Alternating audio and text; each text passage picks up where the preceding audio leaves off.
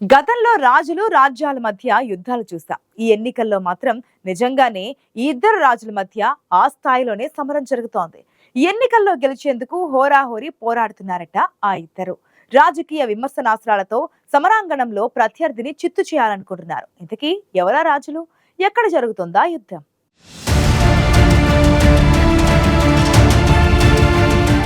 విశాఖ ఉత్తర నియోజకవర్గంలో ఇద్దరు రాజుల మధ్య రాజకీయ యుద్ధం జరుగుతోంది. ఒకరు వైసీపీ అభ్యర్థి కేకే రాజు కాగా మరొకరు విపక్ష కూటమి నుంచి బీజేపీ అభ్యర్థిగా బరిలోకి దిగిన విష్ణుకుమార్ రాజు.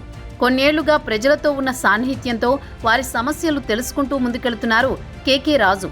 గత ఎన్నికల్లో ఓడిపోయినా దిగాలు చెందకుండా నిరంతరం ప్రజల సమస్యలు తెలుసుకుంటూ సమస్యల పరిష్కారానికి కృషి చేస్తూ తనదైన ముద్ర వేయగలిగారు అధికార పార్టీ రాజు.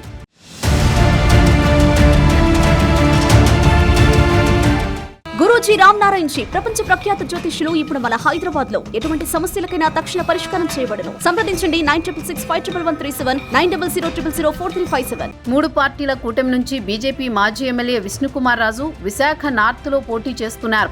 గతంలో ఈ నియోజకవర్గం నుంచే గెలిచిన అనుభవం ఆయనది. అందుకే మరోసారి తన గెలుపు సునాయాసమన్న ధీమాతో ఉన్నారు విష్ణుకుమార్ రాజు. గత ఎన్నికల్లో గంటా శ్రీనివాసరావు టీడీపీ నుంచి ఎమ్మెల్యేగా గెలిచినా ఆయన ఎక్కడా కనిపించకపోవడంతో వైసీపీ ఇన్ఛార్జిగా ఉన్న కేకే రాజు యాక్టింగ్ ఎమ్మెల్యేగా మారారు. దీంతో ఇద్దరు రాజుల మధ్య ఫైట్ తో ఒకరు మాజీ ఎమ్మెల్యే, మరొకరు యాక్టింగ్ ఎమ్మెల్యే అన్నట్లే ఉంది విశాఖ నార్త్ నియోజకవర్గ రాజకీయం.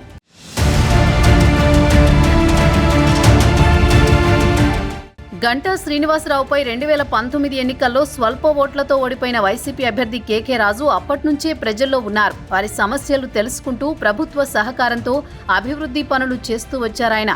అందుబాటుతో పాటు అభివృద్ధి పనులతో విశాఖ నార్త్ నియోజకవర్గంలో పట్టు సాధించారు కేకే రాజు. దీంతో ఈ ఎన్నికలు ఆయనకు కేక్ వాక్లా మారాయన్న చర్చ జరుగుతోంది. అధికార పార్టీలో ఉండడం కేకే రాజుకో ప్లస్ అయితే ప్రభుత్వ సహకారంతో నియోజకవర్గ అభివృద్ధికి కృషి చేయడం ఆయనకు కలిసొస్తోందని, అవకాశాన్ని అందిపుచ్చుకోవడం, ముఖ్యమంత్రితో సన్నిహితంగా ఉంటూ వివిధ అభివృద్ధి పనులకు నిధులు కేటాయించడం, కీలక సమస్యల పరిష్కారానికి కృషి చేయడం కేకే రాజుపై సానుకూలత పెరిగేలా చేసింది.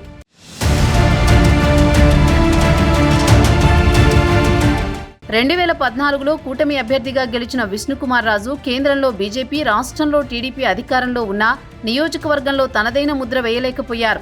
ఆయన హయాంలో మంజూరైన టిడ్కో ఇళ్లు వందల సంఖ్యలో ఉంటే వేల సంఖ్యలో దరఖాస్తులు తీసుకోవడం విమర్శలకు దారితీసింది. అదే విషయాన్ని ప్రస్తావిస్తూ విష్ణుకుమార్ రాజును ఇరుకున పెడుతోంది వైసీపీ. ప్రధాన సమస్యల పరిష్కారంలో, ముఖ్యంగా కొండ ఏటవాలు ప్రాంతాల్లో ప్రజల మౌలిక సదుపాయాల విషయంలో విష్ణుకుమార్ రాజు ఏనాడూ చిత్తశుద్ధితో ప్రయత్నించలేదంటున్నారు బాధిత ప్రజలు. మళ్లీ ఇప్పుడు కూటమి అభ్యర్థిగా రంగంలోకి దిగిన విష్ణుకుమార్ రాజును గతంలో ఇచ్చిన హామీల మాటేంటని కొందరు నిలదీస్తున్నారు.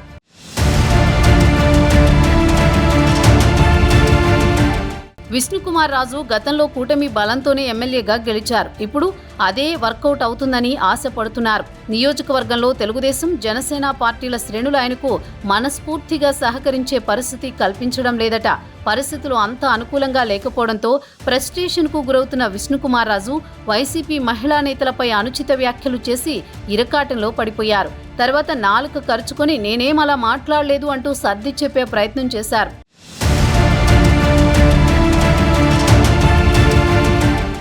విశాఖ ఉత్తర నియోజకవర్గంలో యాక్టింగ్ ఎమ్మెల్యేగా కేకే రాజు దూసుకుపోతుంటే కూటమి బలంతో విష్ణుకుమార్ రాజు ప్రచారంలోకి దిగారు. ఇద్దరు రాజులు ఒకరిపై ఒకరు విమర్శలు చేసుకుంటూ సవాళ్లు విసురుకుంటున్నారు. కేకే రాజు వ్యాపారాల్లో మోసాలు చేశారని, రియల్ ఎస్టేట్లో కబ్జాలు చేశారని విష్ణు ఆరోపణలు చేస్తుంటే దమ్ముంటే నిరూపించాలని బహిరంగంగానే సవాల్ విసురుతున్నారు కేకే రాజు. విష్ణుకుమార్ రాజు మాత్రం ఎక్కడా ప్రతి సవాల్ చేయడం లేదు. కత్తిడాలు లేకున్నా ఇద్దరు రాజుల మధ్య మాటలతోనే హోరాహోరీగా సాగుతోంది యుద్ధం.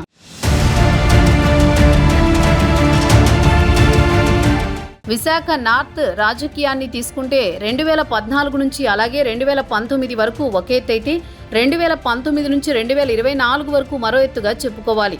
2014లో విష్ణుకుమార్ రాజు ఎమ్మెల్యేగా అవకాశం దక్కినా అభివృద్ధి విషయంలో విఫలమయ్యారన్న విమర్శల్ని మూటగట్టుకున్నారు.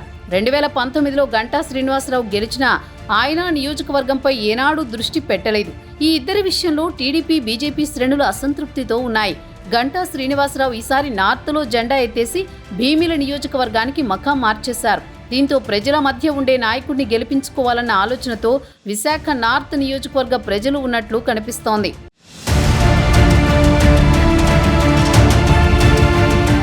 ఓడిపోయిన విశాఖ నార్త్ నియోజకవర్గాన్ని అంటిపెట్టుకునే ఉన్నారు కేకే రాజు. దీంతో ఆయనపై సహజంగానే ప్రజల్లో సానుకూలత కనిపిస్తోంది.